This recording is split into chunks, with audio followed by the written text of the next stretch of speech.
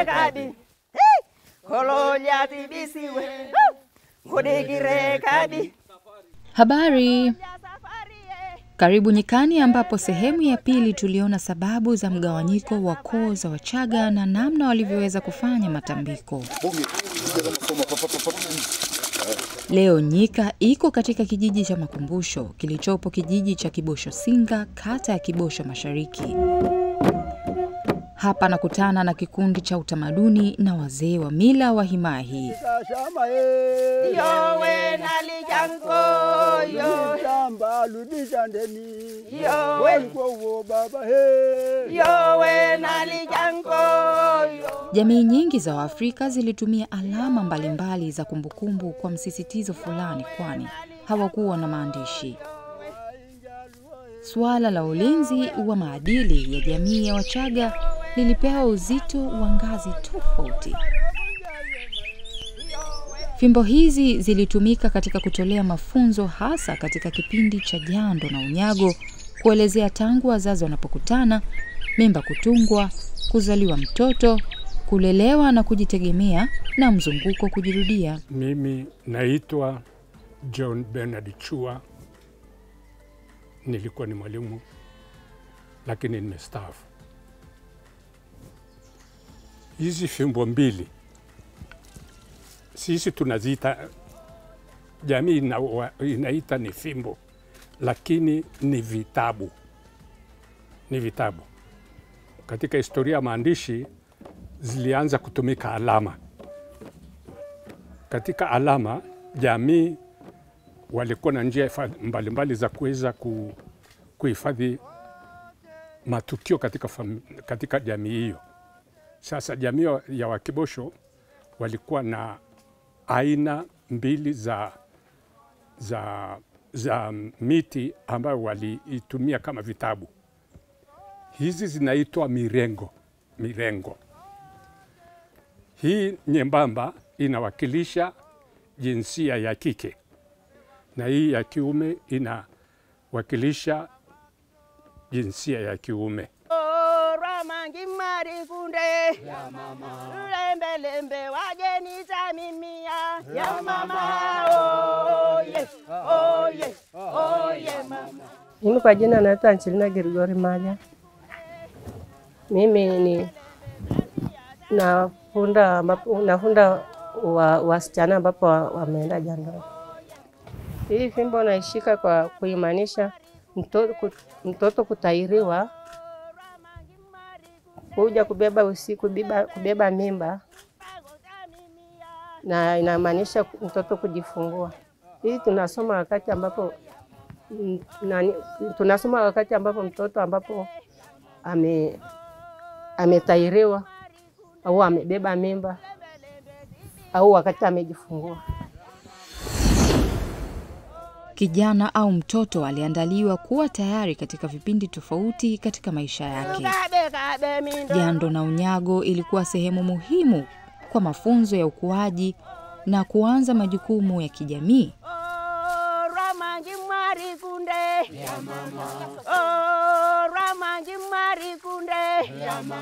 Mtoto wa Kichaga anapopelekwa jandoni ni hatua muhimu ya mpito kutoka utoto kuelekea utu uzima, inayobeba maana kubwa ya kitamaduni. Katika maandalizi haya, mtoto hufundishwa maadili, historia ya ukoo na stadi za maisha chini ya uangalizi wa wazee wa mila. Hata kama baba yako ameweka pombe pale na chungu imejaa tele, na shangazi amekuja hapa au dada amekuja hapa na anaondoka, nienda chota pale na pombe na kata, mpe ule shangazi hani, usiweke maji pale. Baba akija nikwambia nani nimekusa hapo, unamwambia kweli amekuja dada hapa. Sasa akataa kuondoka baba, nikatoa pombe kidogo hapo nikampa. Hautapi, hautakombeshwa. Sehemu hii huambatana na mafunzo ya kina ya kihistoria na kiroho, ikilenga kumjenga mtoto kuwa raia mwema anayeheshimu mila na desturi za jamii yake. Pia mavazi maalum ya kitamaduni huandaliwa yakionyesha heshima kwa tukio hilo. Hatimaye jando huadhimishwa kwa hafla ya kifamilia inayojumuisha baraka kutoka kwa wazazi, na wazee kama ishara ya kuanza safari mpya ya maisha yenye majukumu mapya.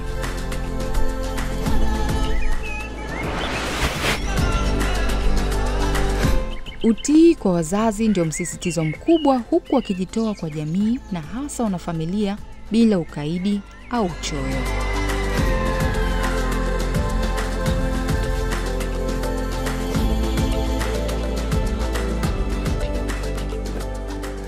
Ndoa za Wachaga ni sehemu ya tamaduni zao. Ndoa hizi zinasimamiwa na wazee wa familia na ni muhimu kwa kudumisha urithi wa familia na ukoo. Wazazi wa pande mbili walizungumza ili kutambua kama kuna tatizo kwa upande mwingine kabla ya kuruhusu watoto wao kuwa pamoja. Endapo wazazi wakielewana vizuri, basi binti anaweza kuchukuliwa muda wowote na ndoa inakuwa tayari hivyo. Tuangalie malazi ya Wachaga. Walilala wapi na walitunza vipi mazao yao? Nyikani bado tuko na Wachaga na hapa niko kwenye makazi yao. Tuone mfano wa nyumba ambazo walikuwa wanakaa, ndani iko vipi, muonekano wa nje uko vipi. Niko na Meku wa mila hapa. Yeye ni mzee wa mila, mzee Safari. Aito mambo. Niko sahihi? Nimekusalimia sahihi? Na sindiso sa. Aha. Na sindiso na Anthony asubuhi. Aha. Na sindiso ni jioni. Na Kama sindiso. sasa hivi na sindiso. Na sindiso. Kachio. Ekasa. Kama Sawa, labda muundo huu wa nyumba, kwa nini mliamua kutengeneza nyumba kwa muonekano huu na kwa nini majani haya yametumika kwa ajili ya kuwezeka? Ni sawa kabisa. Nyumba hizi ni nyumba zetu sawasawa zamani.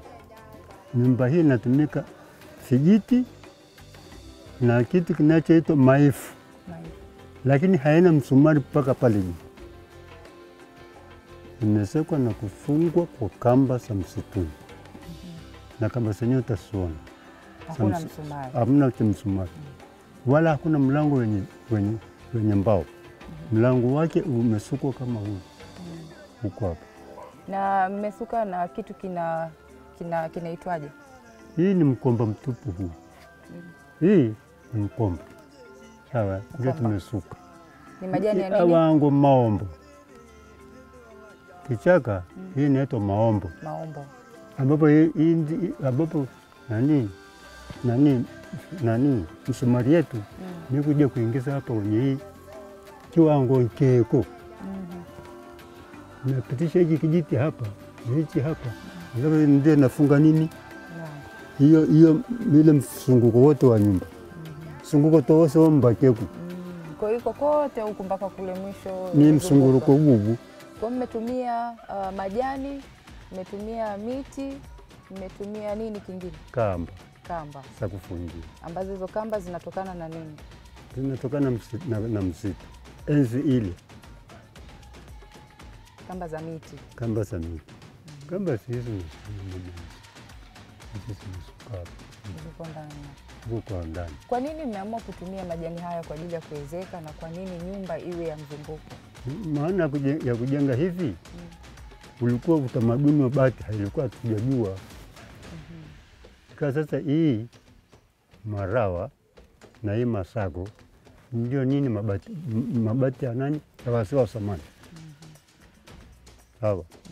Nyumba hii inakaa familia zote. Baba, mama na watoto. Ng'ombe, mbuzi, kuku, paka, kila kitu. Umu. Hebu labda tuone walikuwa wanalala wapi na hao ng'ombe na kuku walikuwa wanakaaje. Tafadhali naomba tuelekee ili unionyeshe kwa ndani vizuri zaidi. Okay.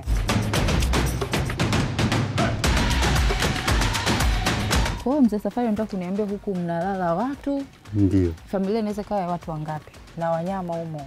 Wanyama humo. Huu ndio mlango. Huu ndio ule mlango. Huu ndio mlango wa kufunga watu hapa. Hapa analala nani? Baba. Na ruhusa kukaa? Na ruhusa kukaa? Kukaa tu. Okay. Sit down there. Na hapa tunakaa hivi.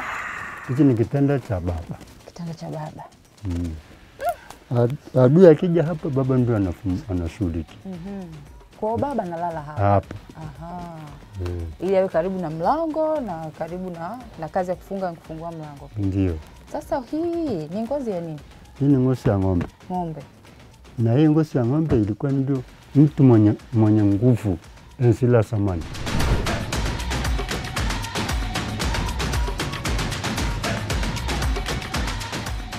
Ni kwenye sisi la ng'ombe. Hapa poto. Hapa.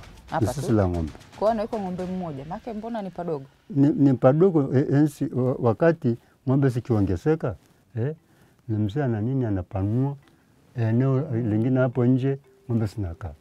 Hapa eneo hili ndio. Kama una ndama ndogo unamrudisha hapa. Ama hapana, hapa zinakaa mbuzi. Aha. Sawa. Zamani tulikuwa tunakatia mbuzi kondoo.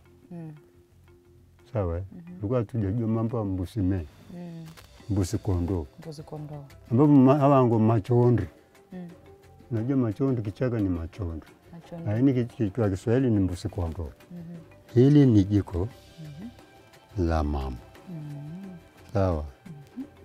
Tupo.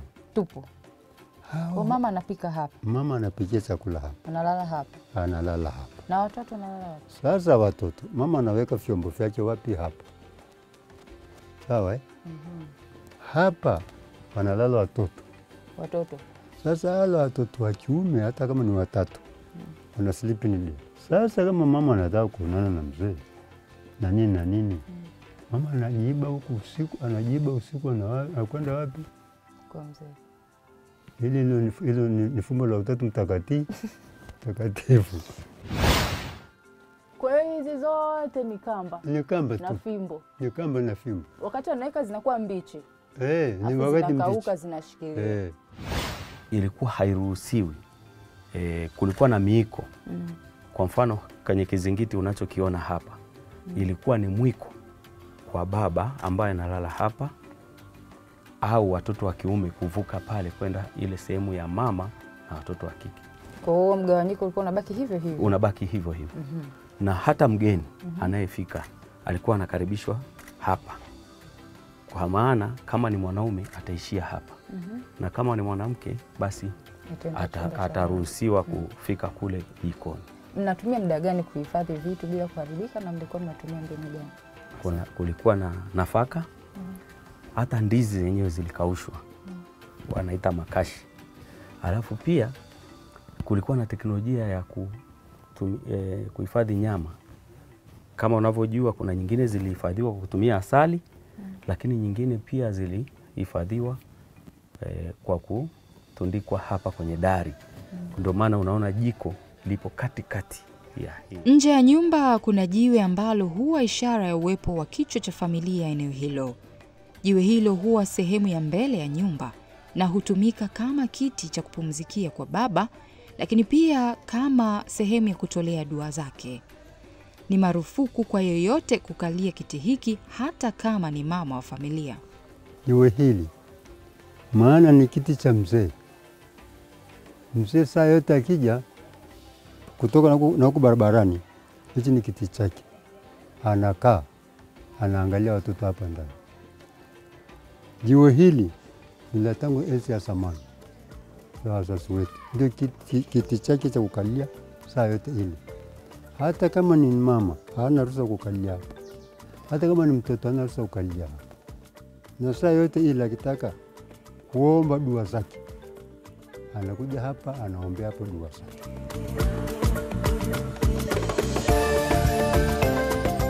Wanasema ukiona mgomba na Mchaga yupo. Chakula kikuu cha Wachaga ni ndizi. Kwa kuwa ni wafugaji pia, basi wao hutumia nyama na maziwa pia kama sehemu ya mlo.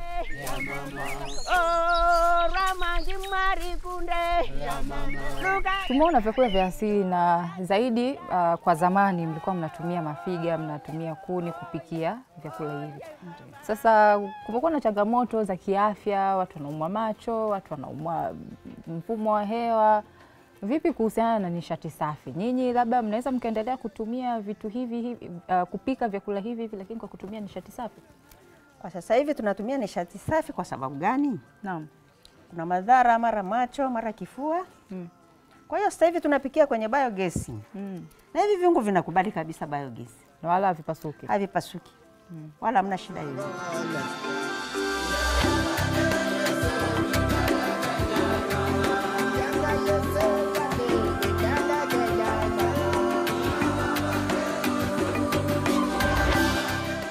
Wachaga wanajulikana kwa matumizi ya dawa za asili zitokanazo na mimea, mizizi na magome ya miti katika kutibu magonjwa mbalimbali.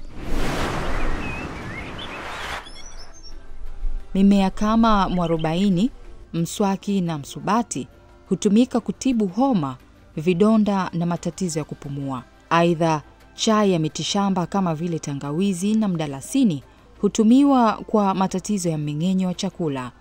Maarifa haya ya tiba yamepitishwa kizazi hadi kizazi na anahifadhiwa na wakunga wa jadi pamoja na waganga wa kienyeji ambao wanachangia kwa kiasi kikubwa afya ya jamii. Nilieleza kuwa ukoo wa Chua ndio haswa unahusika katika utoaji wa dawa, lakini kwa sasa mambo yamebadilika. Yeyote awezaye kutoa huduma hiyo na wazee wakakubali, basi huwa na nguvu ya kusaidia wenye uhitaji. Mimi kidogo nimejaliwa kufahamu dawa ambazo nilizwa na wazazi wangu, dawa za asili zinazotibu magonjwa mbalimbali za binadamu na za mifugo. Dawa hii nilioshika mkononi hapa, hii inaitwa Ilale.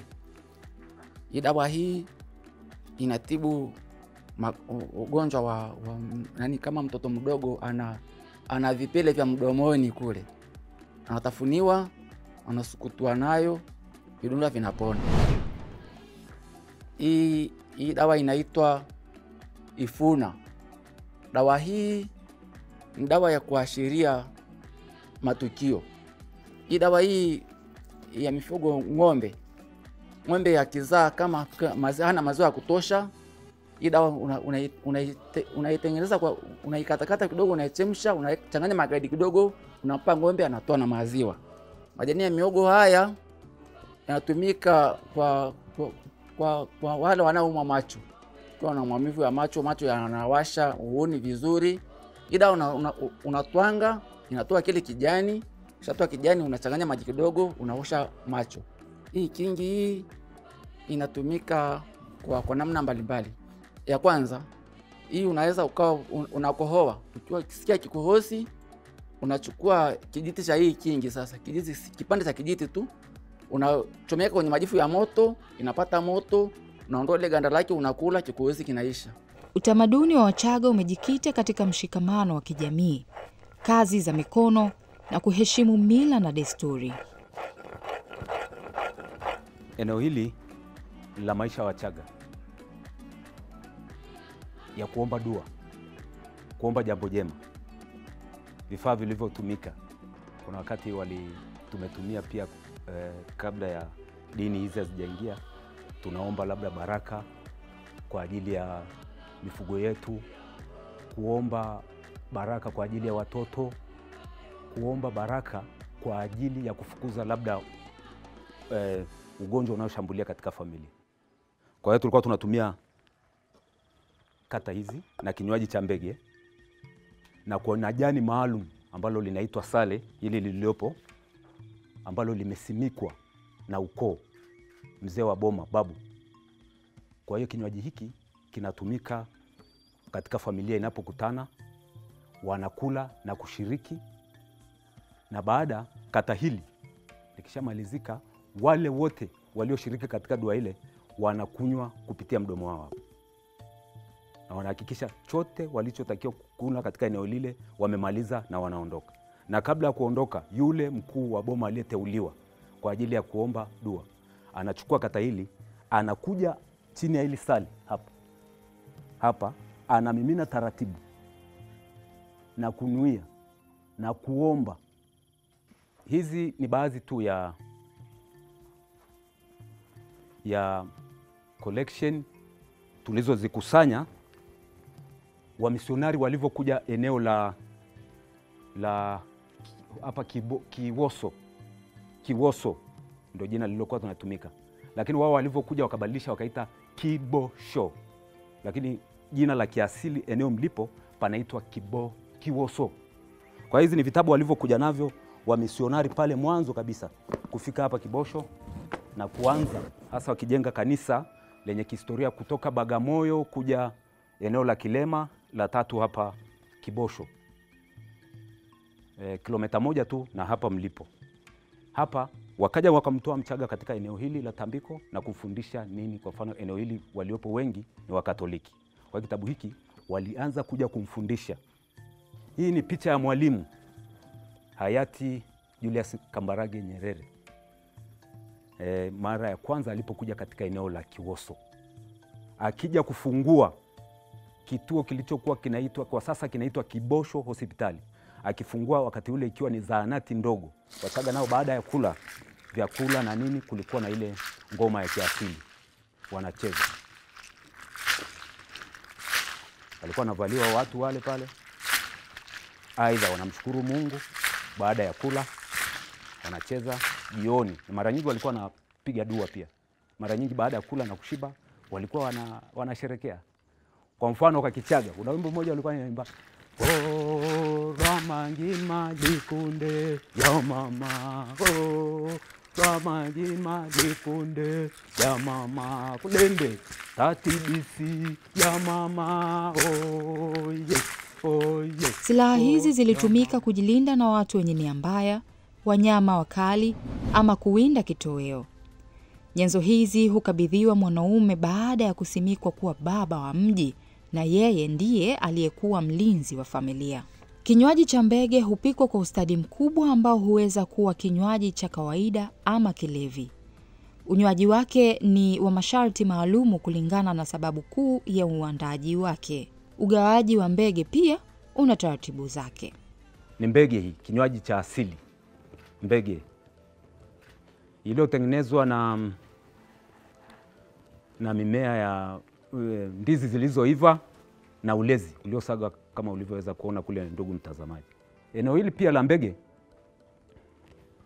limetumika kwenye swala hasa la uchumba. Limesaidia sana kuweza kuangalia binti anayeenda kuolewa. Je, anatufaa kwenye ukoo huu? Kwa hiyo tunavyotengeneza mbege, ile familia inavyotengeneza mbege sasa kwenda kwa wachumba, kuna jani maalum lina kato la mgomba na kuloweka ule ulezi na kuchukua maji ya chemchemu kwa ajili ya kunyunyuzia ule ulezi. Ewe eniwaku bariki munatu efwa acheenda kama nande luendie moli na la luende moli awawa kunubu na luende moli ombora. Kwa hiyo wanaweka ile baraka, wanafunika na jani la mgomba. Watakuja kwa siku iliyofuata kwa yale masaa walioyapangia na kuomba. Wakikuta ule ulezi umeanza kumea, wanajua sasa tutatengeneza mbege kwenye ile familia, tutakwenda kuoa. Huwezi kunywa mbege kabla hujafanya kazi katika maeneo, kwa sababu baada ya baba kuhangaika kwenda shambani kufanya kazi, mama amefanya shughuli zake. Kwa hiyo jioni wale watu wote wanatengeneza mbege. Jioni wanakutana katika burudani na kupanga shughuli nyingine za kiuchumi ambazo zitafata kesho yake. Kuna hii mifereji ya asili ambayo inachota maji kupita katika hii mito ya milima ambayo ilichimbwa kwa kutumia. Sasa mbege inaweza ikawa katika yale maeneo. Tunaweza kumpa jirani yangu kwamba kwangu leo nina mbege au nina sherehe.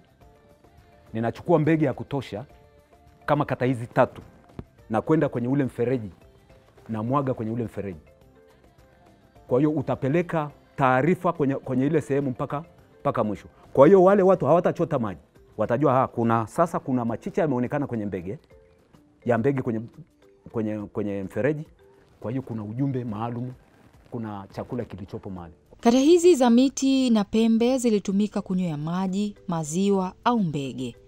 Kata zimetengenezwa kwa miti laini kwa jina la msesewe na hudumu kwa miaka mingi bila kuharibika. Hapa kwenye kuria, hapa ni raundi, lakini kuna maana ya kuria hapa. Huyu ninayempa hatakiwi kuria huku, anatakiwa kuria hapa. Ili kama wewe kuna chochote ambacho umekiweka kibaya huku, kisimzuru, tuondoke wote. Ngoma za Wachaga si burudani tu, bali ni sehemu muhimu ya maisha yao ya kijamii na kidini. Ngoma maarufu kama msanja na iringi huchezwa wakati wa sherehe za ndoa, mavuno na matukio ya kijamii. Vifaa vya muziki kama ngoma za ngozi na marimba vinaonyesha upekee wa sanaa za Wachaga.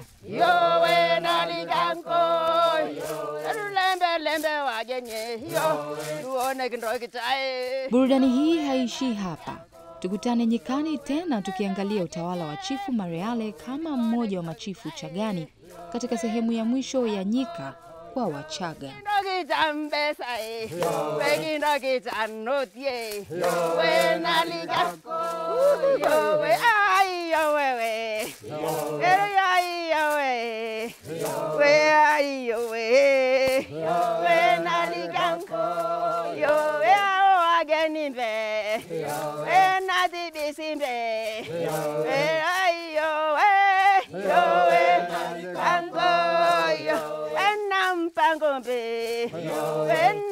Pangombe, yo we.